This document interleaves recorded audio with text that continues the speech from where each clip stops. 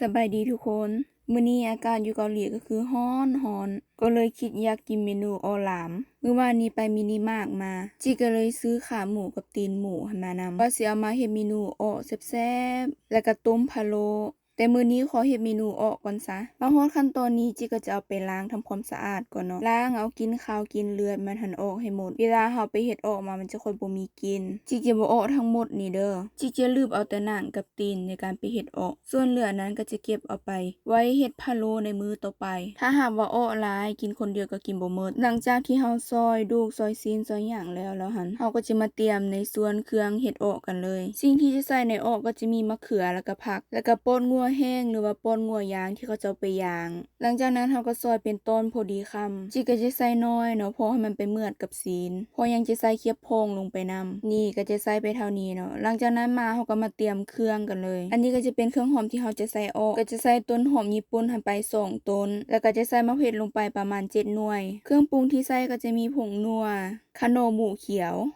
แล้วก็เกลือจิกลืมบอกไปเนาะจิกใส่กระเทียมนำเด้อทุกคนจิกใส่กระเทียมไป5กีมหลังจากที่ปรุงแล้วเฮาก็ตำให้เข้ากันเลยตำพอให้มันละประมาณนี้แล้วเฮาก็จะมาเตรียมคั่วซีหมูเฮาหั่นก่อนข้างหม้อเปิดแก๊สแล้วก็ใส่ซีหมูหั่นลงไปขออภัยในความที่ต้นหมูเป็นต้นใหญ่ทุกคนเนื่องจากตัดแล้วตัดบ่ขาดมีดก็จนวินไปหลังจากที่คั่วไปได้พอประมาณนึงแล้วเฮาก็ใส่เครื่องหอมหั่นลงไป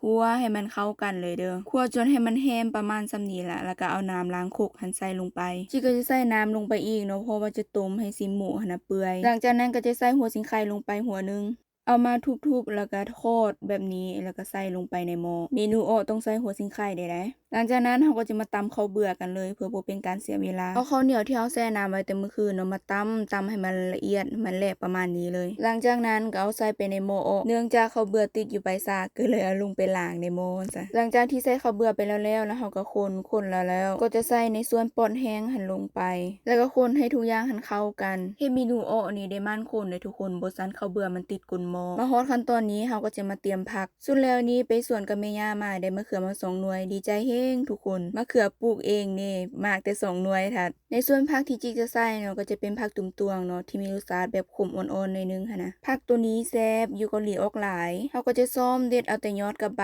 มันส่วนหม้อออกก็ดนๆได้มามันคนบ่ใส่ละติดหม้อแล้วล่ะนี่บัดนี้เฮาก็มาเตรียมซอยมะเขือนี่กำลังอ่อนๆกรอบๆเลยอันที่จริงก็อยากใส่หลายอยู่ดอกแต่มันมีแต่2หน่วยนี้ไว้อาทิตย์หน้าไปก็น่าจะมากหลายอยู่ดอกแต่ว่า2หน่วยนี้ซอยมาก็ได้หลายอยู่หลังจากนั้นเฮาก็ใส่ลงในหม้อออกเลยเพื่อจะได้ต้มไปพร้อมๆกันมะเขือมันจังสุกไวหลังจากที่ต้มให้มันสุกแล้วซิมเบิ่งรสชาติเบิ่งคือว่าขาดความนัวก็เลยใส่ผงนัวลงไปบวงนึงแล้วก็ใส่น้ำปลาแดกลงไป2บวงแล้วก็เอาหนังพองหั่นลงไปใส่หรือว่าเขาจะเอิ้นเคียบหมูหรือว่าแคบหมูหั่นนะหนังพองตัวนี้จิกทอดปะไว้แล้วเนาะเพื่อบ่เป็นการเสียเวลาใส่ลงไปแล้วเฮาก็คนให้มันเข้ากันเฮ็ดไปนำแล้วก็ปรุงไปนำปรากฏว่าเอาจางก็เลยใส่เกลือลงไปหน่อยนึงแล้วก็คนโคเล